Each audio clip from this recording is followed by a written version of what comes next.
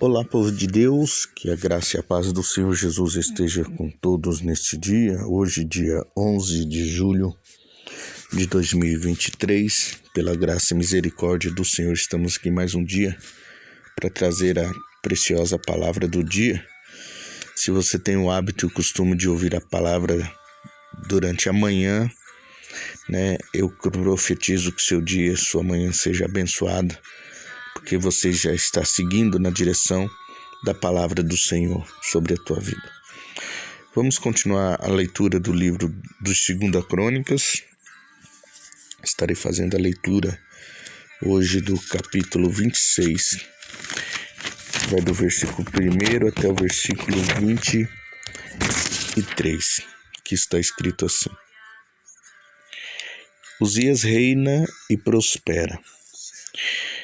Então todo o povo tomou Uzias, que era da idade de 16 anos, e o fez rei em lugar de Amazias, seu pai. Este edificou a Elate e a restituiu a Judá, depois que o rei adormeceu com seus pais.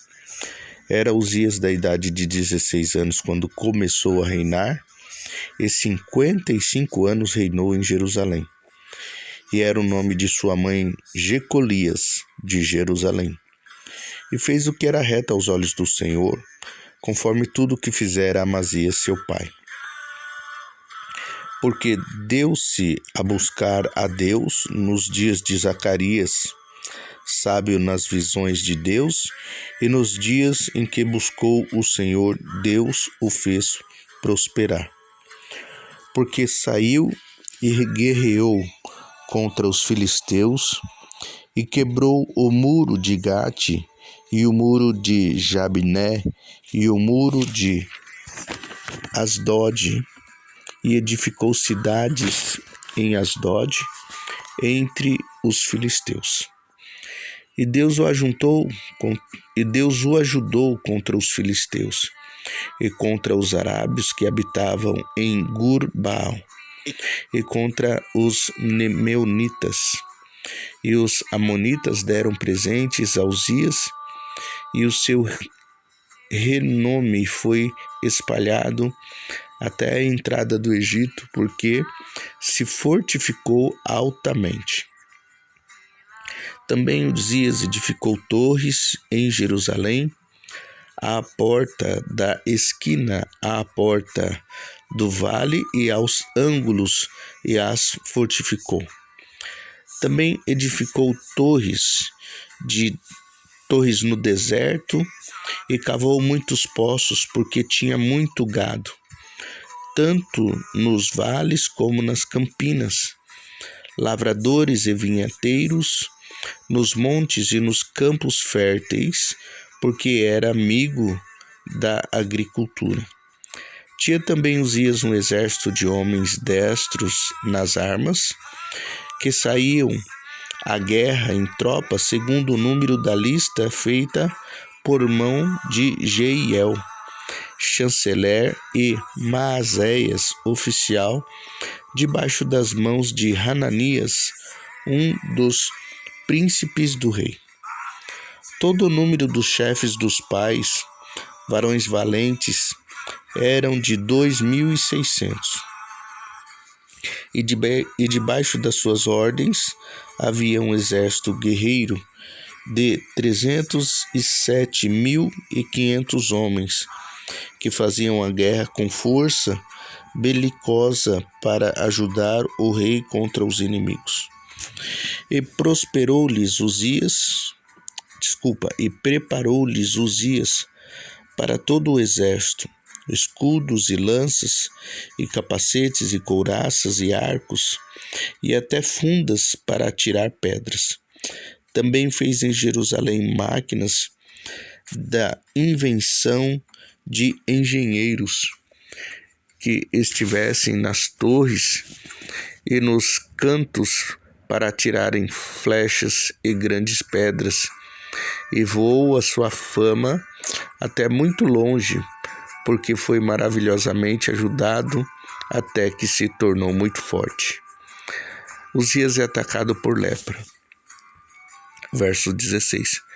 Mas havendo já fortificado, exaltou-se o seu coração até se corromper e transgrediu contra o Senhor, seu Deus, porque entrou no templo do Senhor para queimar incenso e no altar de incenso.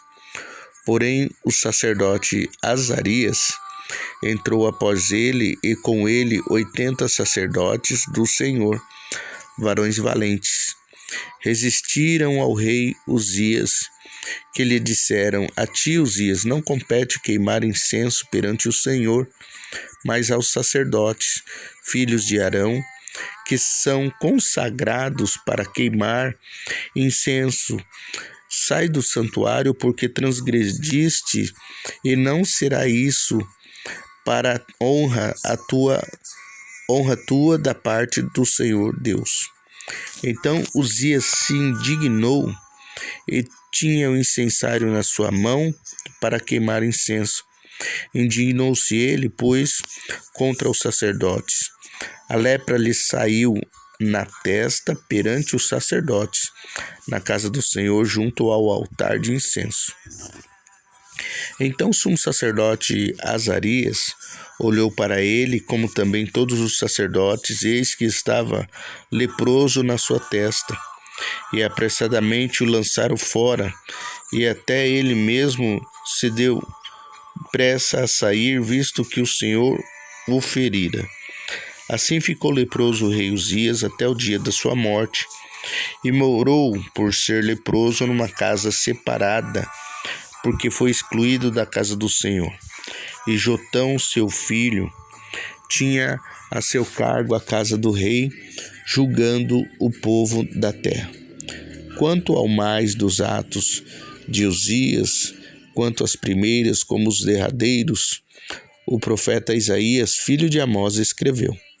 E dormiu Uzias com seus pais, e o sepultaram na terra de o sepultaram com seus pais, no campo do sepulcro, que era dos reis, porque disseram: leproso é, e Jotão, seu filho, reinou em seu lugar. Amém? Louvado seja ao Senhor. A história de Uzias, o começo da sua trajetória, é uma trajetória muito bonita, pois ele seguiu o legado de seu pai, Amazias. E ali, o seu pai, que foi o rei anterior, que foi um homem bom, um homem de Deus, seguiu os preceitos de Deus, e ele continuou, né, na mesma intenção, no mesmo caminho, no mesmo propósito, fazendo a vontade do Senhor, seguindo os preceitos do Senhor. O Senhor o prosperou, o abençoou, o Senhor o fez grande, conhecido, o Senhor lhe deu um reino longo, né? 55 anos, pode até ter outro rei, mas eu acho que até aqui, pelo que eu me lembro, foi o homem que mais reinou em Israel. Porém, Uzias não teve cuidado, na qual nós devemos ter nas nossas vidas, de não deixar a soberba entrar no nosso coração, de não deixar o ego falar mais forte do que todas as coisas. Era um rei abençoado, era um rei próspero, mas ele era rei. Ele não era da linhagem de Davi, ele não era da linhagem dos sacerdotes. Então tem coisas que rei não faz. Assim como Saul, que pecou lá atrás, e Samuel repreendeu e falou: olha, Samuel, o Senhor já te rejeitou. O Senhor escolheu outro rei porque você fez algo que não agradou o Senhor. Aqui neste momento, nesta ação, em que ele achava por ser rei, por ser grande, por ser honrado, por ser respeitado, ele achava que ele tinha o direito de entrar no santo lugar e entregar ali a oferta de incenso a Deus. Mas isso só era responsabilidade do ofício sacerdotal. Era só o sacerdote que tinha autorização de fazer, né, de trabalhar ali naquele lugar, para que no incensário pudesse acender ali os incensos de aroma agradável ao Senhor, que era a hora importante da oferta. Então, tem coisas que nós temos que saber aonde é o nosso lugar, né? Às vezes as pessoas vivem em conflitos, as pessoas vivem passando dificuldades interiores porque elas não conseguem se enxergar e se localizar, saber eu sou isso, pronto, acabou. Você tem que ter a certeza para o que Deus te chamou para fazer. Se Deus te chamou para ser profeta, seja um profeta nas mãos do Senhor. Não queira ser pastor, né? Porque às vezes a pessoa acha que é profeta e ela tem que ter uma igreja. Ela foi chamada para falar, para ser boca de Deus na terra e não para apacentar. E da mesma maneira, se Deus te chamou para ser pastor, Deus pode dar sim os diferentes dons para a pessoa, mas se Deus tem te chamado e você tem um dom para pastorear, seja um excelente pastor.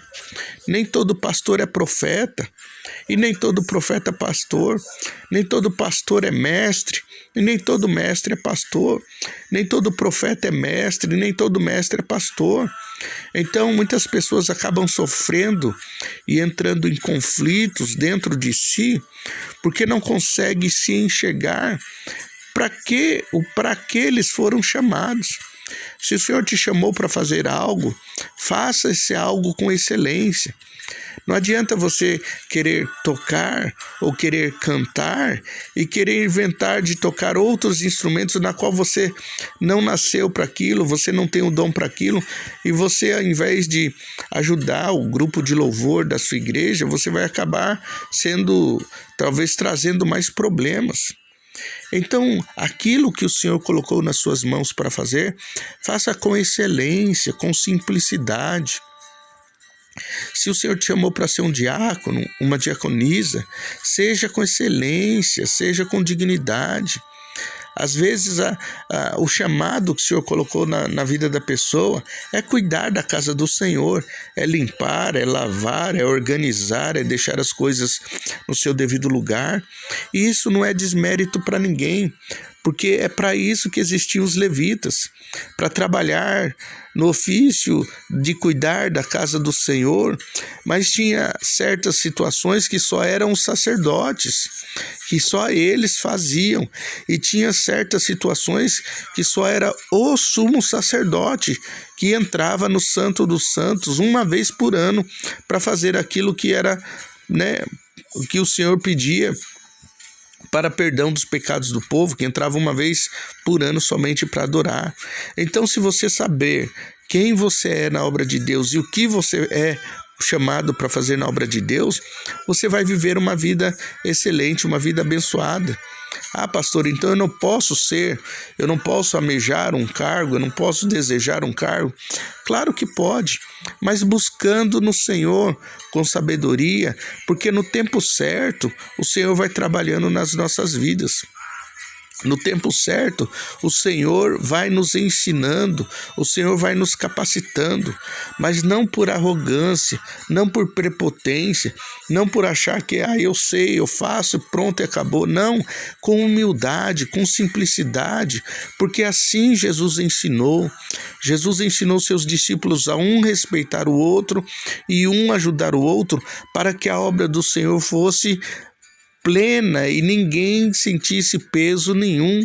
E assim, se nós tivermos esse entendimento, a obra do Senhor crescerá sempre e vai ser bênção para todo mundo, tá bom? Que Deus abençoe o seu dia, que o Senhor te guarde, te livre, te proteja de todo mal. Mais uma vez, quem vos fala é o pastor Mateus, da Igreja Apostólica Sol da Justiça. Fiquem todos na paz do Senhor Jesus e até a próxima, assim o Senhor nos permitindo.